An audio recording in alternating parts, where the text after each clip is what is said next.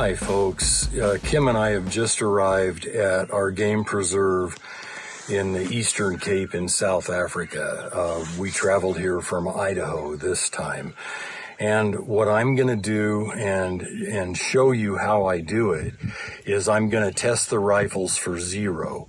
Testing a rifle for zero after transit, I mean, going through these airports, which we've been through 4 airports in the last 2 days, you get these guerrilla luggage handlers that just throw your luggage all over the place. So when we arrive here, we test for zero. Testing a rifle for zero is very different than working up load development for a rifle. The loads I brought for these rifles, I long ago developed. I've shot dozens of groups. They shoot tiny little groups. So I'm not even going to shoot a group.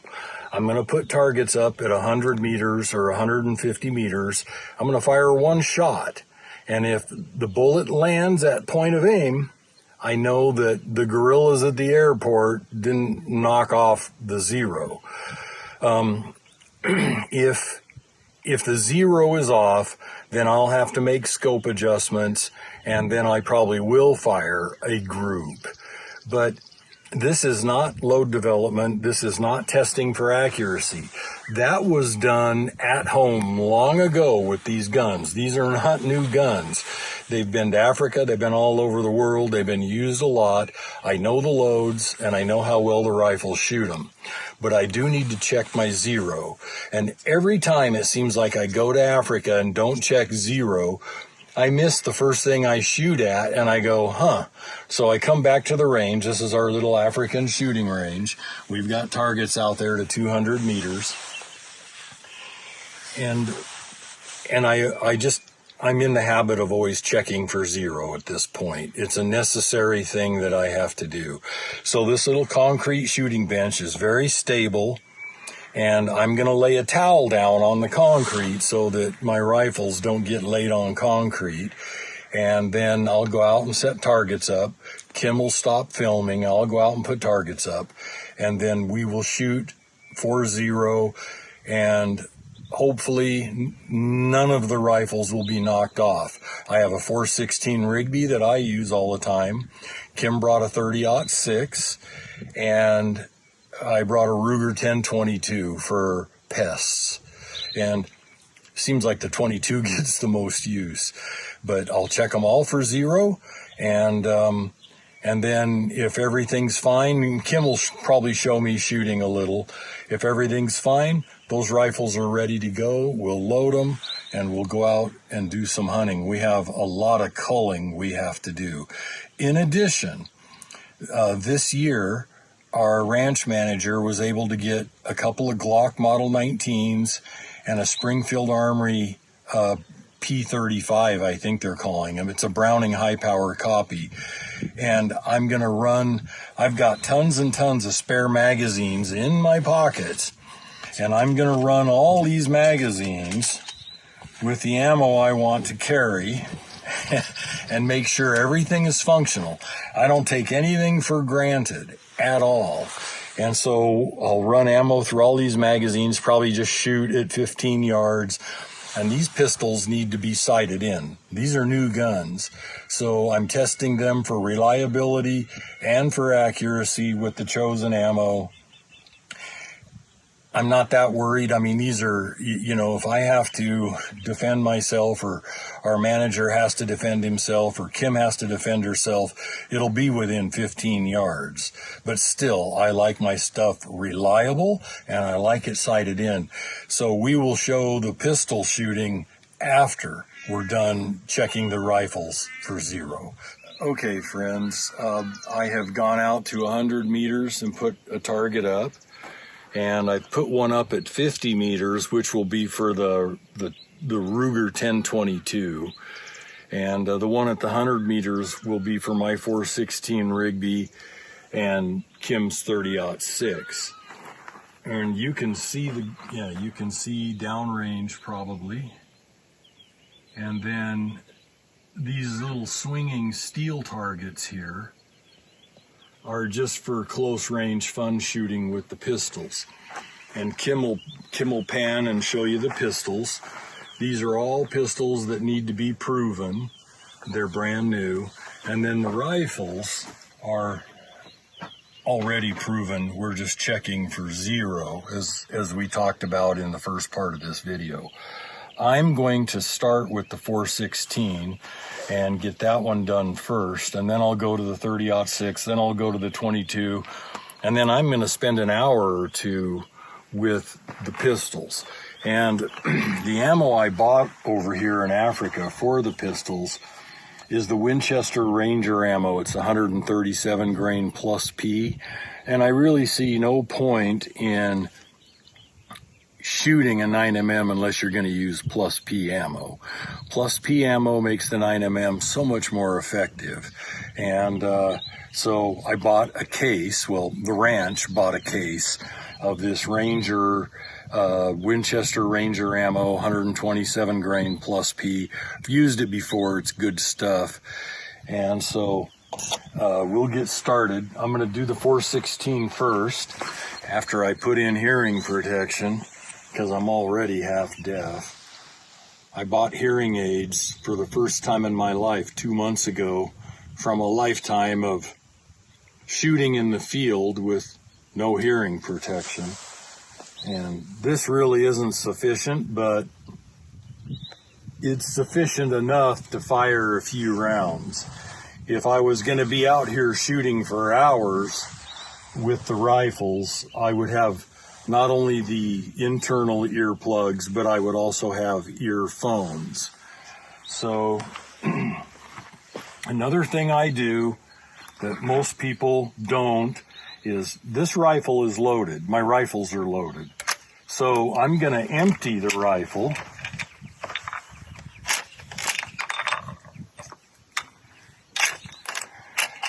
And I'm leaving 1 cartridge in it to shoot.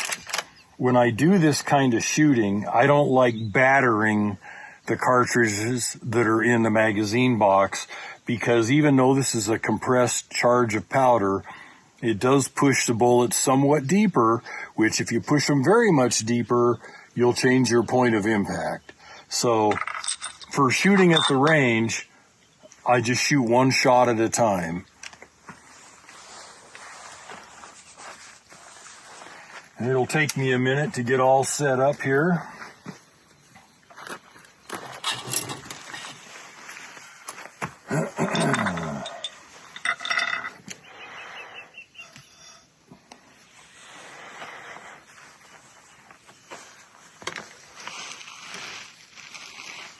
I always get the bill of my cap out of the way, and if I'm approaching a dangerous game situation where the bill may interfere with very, very quick sight acquisition or shouldering my rifle quickly, I just flip it around, because at the moment of truth, you know, especially if you're shooting Cape Buffalo or something, you don't need anything in the way. You don't need binoculars in the way. You don't need people in the way.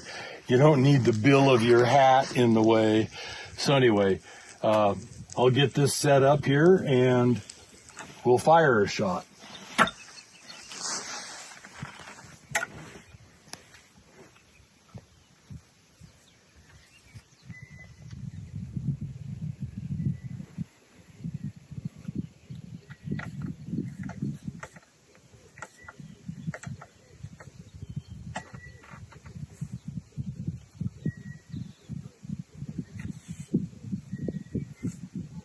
And by the way, this is a lead sled, and it's one of the models I do not like. It's a pain in the ass. The locking mechanism doesn't hold, etc., etc., etc. They make different models, and we bought this one having never used it. I don't like it. It's got plenty of adjustments on it, which I like, but they don't hold. So, you know, the old-fashioned lead sleds that I have back in Idaho are less problematic, and I use them exclusively. I don't put any weight on this. There's no weight. I don't like breaking my rifle stocks by putting weight on these. So I just let the lead sled slide back under recoil into my shoulder.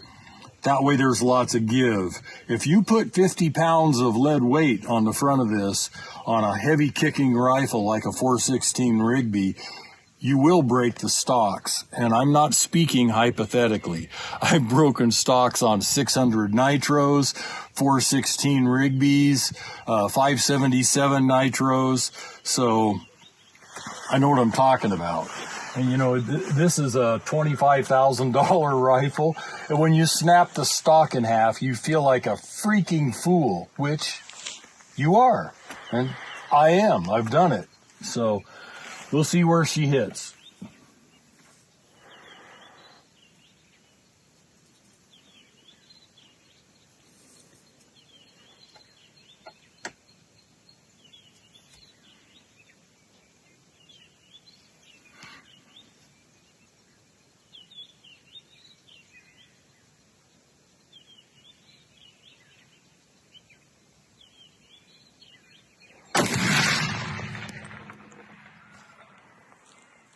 Now you see how everything went out of adjustment? It wouldn't hold. Even though I had it set tight, it just wouldn't hold. I hate that. Okay, this thing's on. So I'm done with this one. It's absolutely on. The dogs are going nuts. Now on to the wife's .6.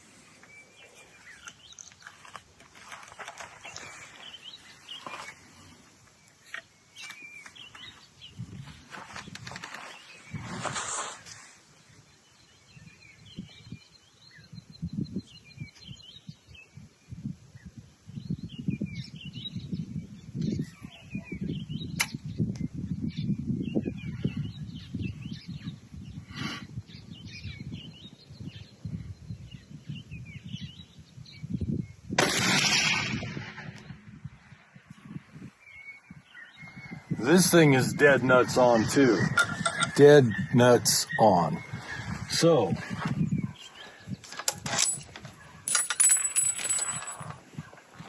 this thing is dead nuts on too. Dead nuts on. Now the 22, we are going to shoot at 50 yards. And this magazine, this long magazine, may interfere with the controls, which it's going to. So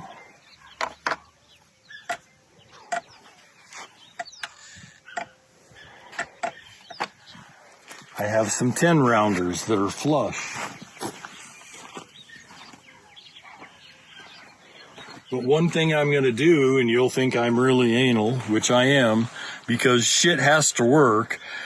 These are CCI Stingers, and they're a different lot number than the two cases I bought yesterday. So what I'm going to do is take ammo from the two cases I bought yesterday and put it in the flush 10 rounders. And this will take a while. I don't know if Kim wants to film all this or not, but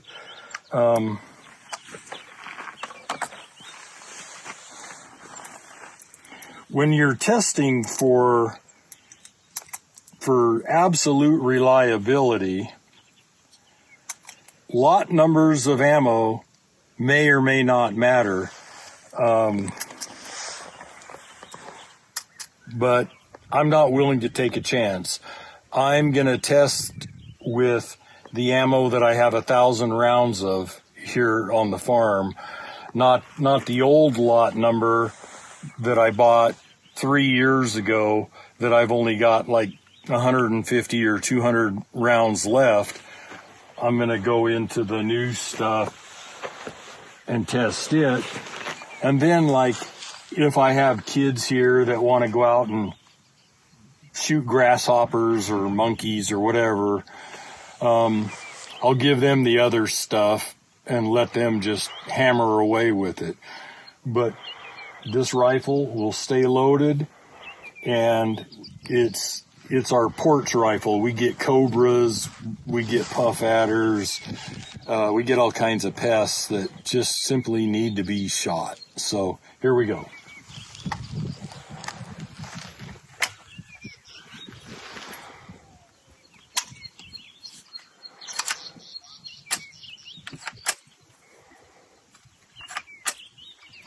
And right away, and this is why you test, right away we have a malfunction.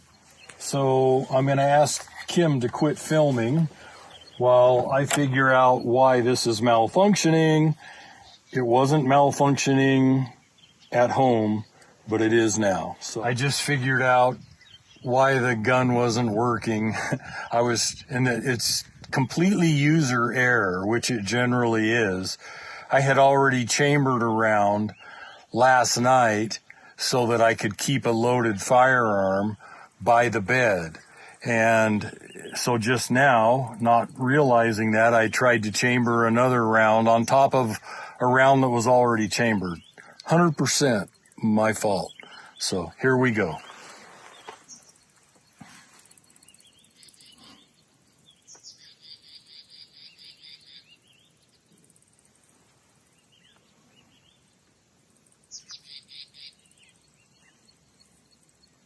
I'm just focusing this for my eyes.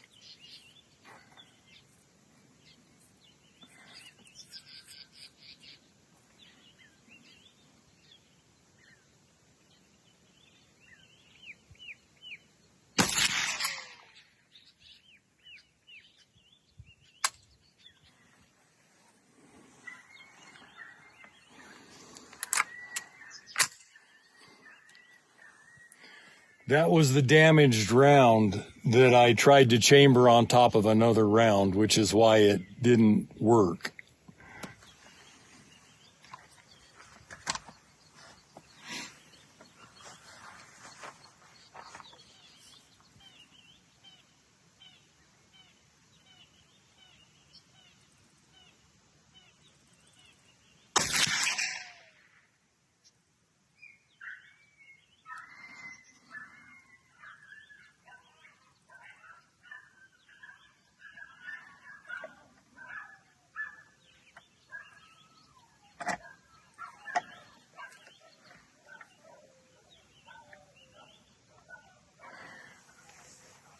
And we will be getting a different type of lead sled. I only like shit that works.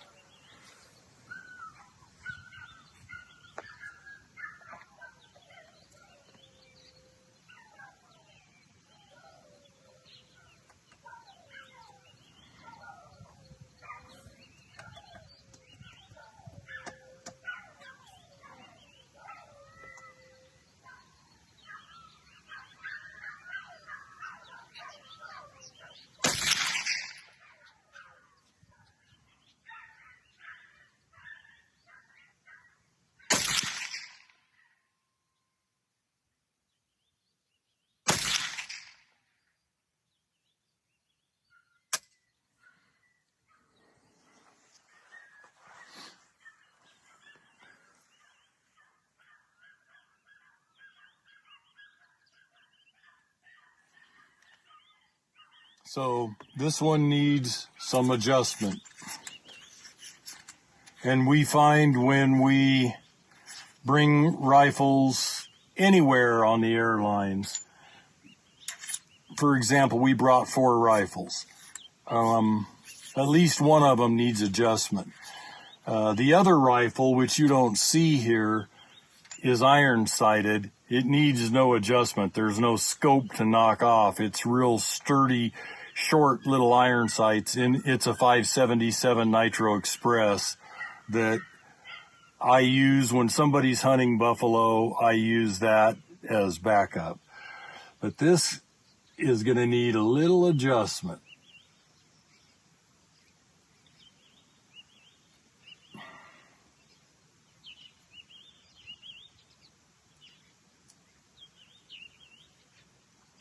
And then to make sure that it takes a set, I want to make sure that my adjustment takes a set.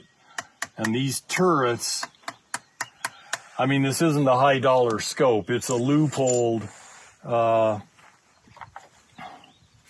scope just for rim fires. And if I make an adjustment, I like to tap the turrets. Anyway, go ahead and you can stop filming, and I'm going to put some more ammo in here. With the 22, since ammo is cheap and plentiful, I've gone ahead and fired groups.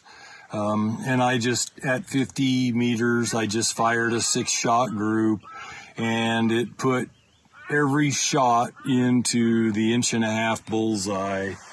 So I'm completely fine with it.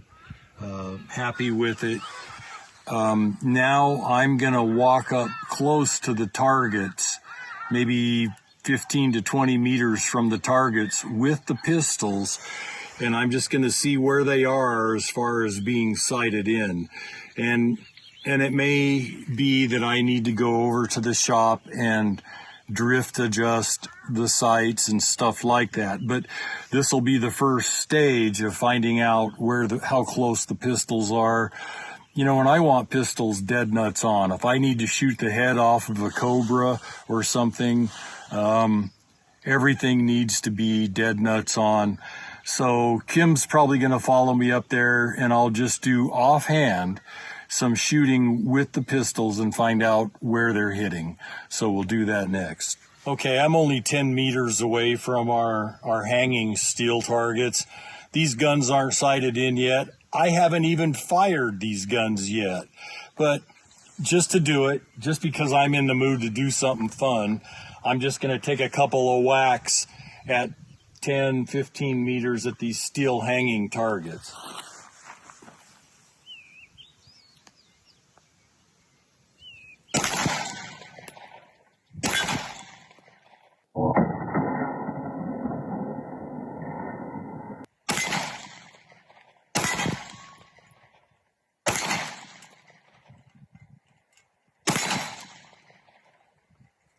So that's the first time this gun's ever been fired. So once I missed the first shot, I just adjusted where I was holding and hit the rest of them. Anyway, I'm going to go downfield here and put them on paper and see exactly where they're shooting. So with the 22, which is a brand new gun, we always bring a 22 to Africa. This one's first trip to Africa. The first group I fired, holding dead on in the middle of the orange, was, as you can see, predominantly left and high. So I adjusted it 2 clicks to the right and 5 clicks down. And then the second group you can see is pretty much centered horizontally, still shooting higher because my point of aim is right there where my fingernail is. So I adjusted it 5 more clicks down, and the last group I fired is pretty much in the middle of the bullseye, which is where I was holding. And some are a little right, some are a little left. This one's a flyer. And it's a Ruger 1022. They're not designed to be like hyper accurate. I've had a few that were, but at 50 meters, which is what this is, which is 55 yards, you know, that's plenty good for monkeys. And at 10 feet, it's plenty good for shooting a cobra's head off. So that's what I did with the 22. Now I'm just going to see where this Glock is shooting this ammo. So we'll back up to about 15 meters and do that.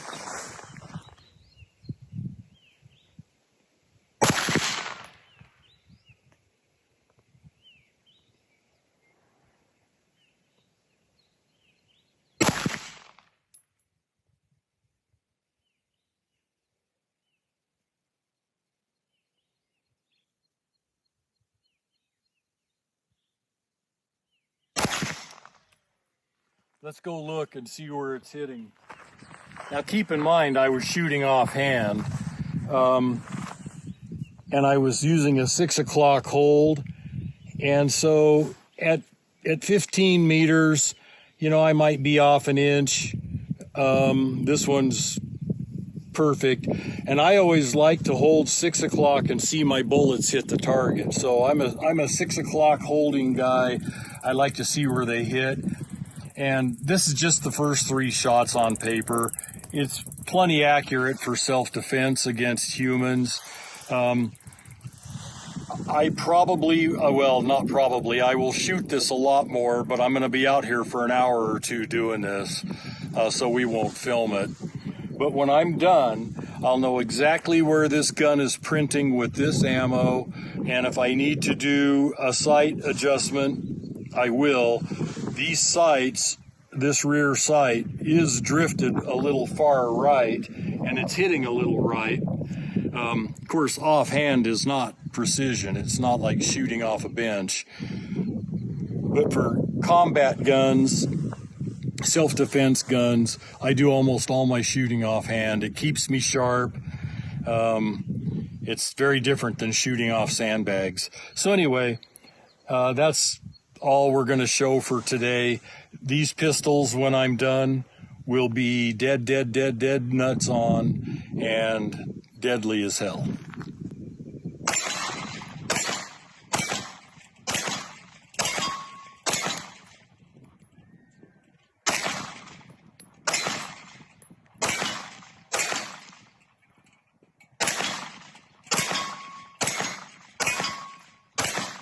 Good enough for bad guys in the middle of the night.